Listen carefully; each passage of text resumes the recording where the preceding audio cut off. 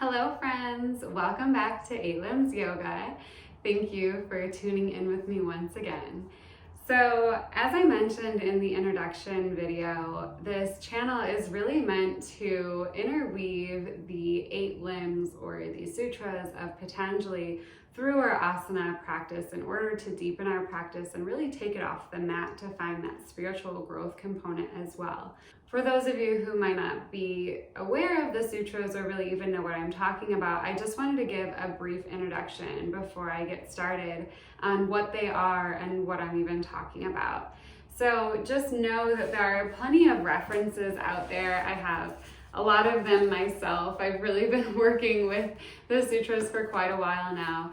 And they're wonderful, but they can be pretty thick and pretty complex, especially with all the Sanskrit. So I recently got an email from my yoga insurance company that was just this 16-page document, very well written, that briefly describes the sutras and what we're trying to accomplish. So if anyone's interested and would like me to send them that document, please feel free to comment and I'll get that over to you. So as we get started, I just will go over what these sutras are. So 8 sutras, 8 limbs.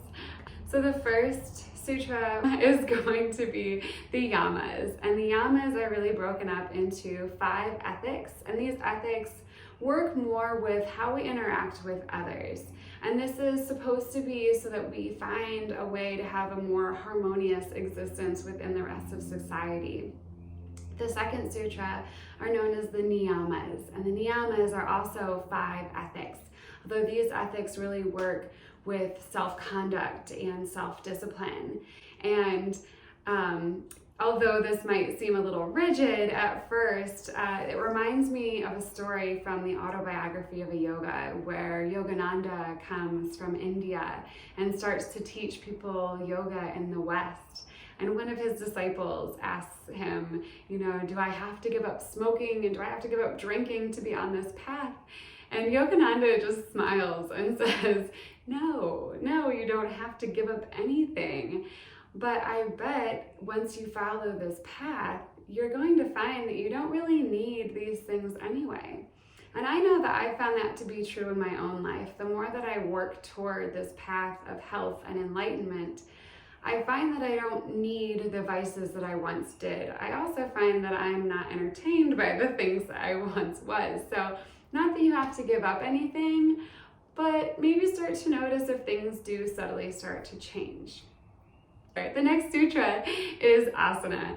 And asana is what I would think most of us in the West know as yoga. It is the physical practice that we do on our mat. And the asana practice has many benefits. One is to purify the physical body, which helps with our overall health. It also helps to prep our bodies for being able to sit long periods of time in meditation. For me, though, it's really about creating this mind-body connection. It's almost as if it's a moving meditation that keeps me so aware of the present moment that it's really the starting point for that.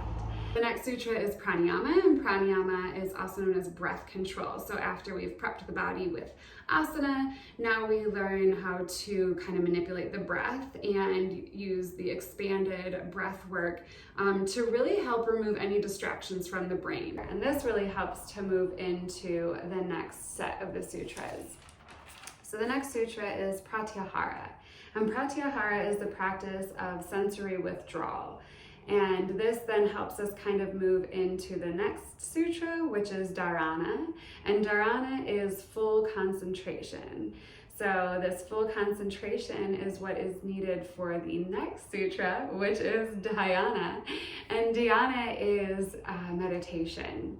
And so meditation is actually a very spontaneous blip that you might start to feel as you're in this steady state of flow concentration. And then as your practice continues, maybe that blip turns into a little bit of a longer state. That longer state then can be gotten into quicker. And as that happens, then you might start to reach the epic sutra, which is known as samadhi. It's really the goal of all of this work going into it. And samadhi is known as the highest goal of yoga.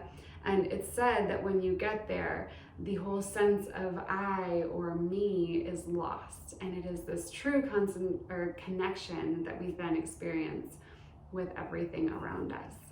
And even though I am probably nowhere close to reaching this goal, what I do find in my own life is that the more I work on myself inward and the more I am on this journey, I find that life seems to get just a little brighter. Like, I find the divine in the mundane. I appreciate the small things around me every day. This work allows me to go inward and really be present in everything that I do. And that is the journey, that is the goal that I want to share with all of you. So if you are in this journey with me, let's begin.